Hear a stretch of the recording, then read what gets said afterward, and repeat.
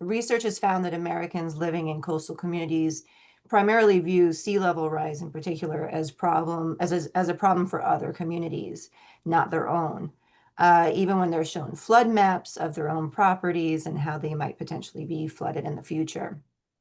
In your years as a meteorologist, what has been your experience trying to relay this very real danger? And currently in South Florida, you're experiencing these king tides.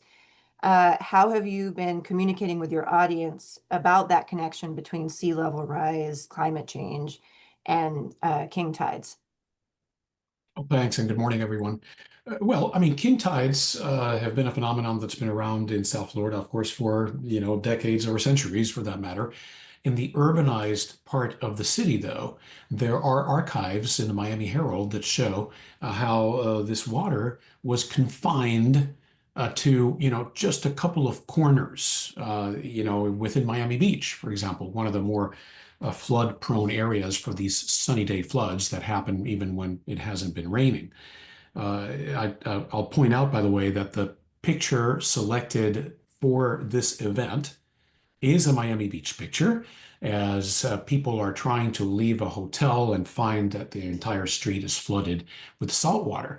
What's happened is that we've seen the footprint of the king tide of this saltwater inundation expand to many more blocks in Miami Beach, many more neighborhoods in South Florida, from Fort Lauderdale to Coral Gables to Coconut Grove to Miami proper, very close to downtown Miami. You see this type of flooding happen too.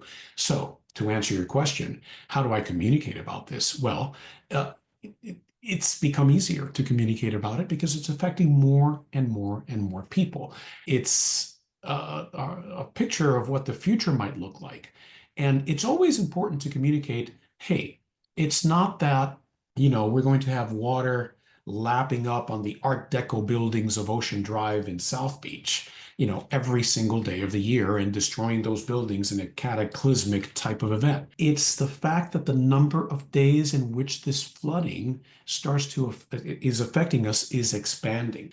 Sea level at the Virginia Key tide gauge, which is right here in Miami, is 6 to 7 inches higher today than in the mid 1990s.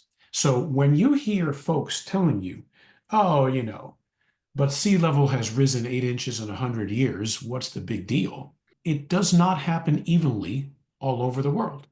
Some places get much more pronounced sea level rise or king tides for that matter than others, and Miami is one of them.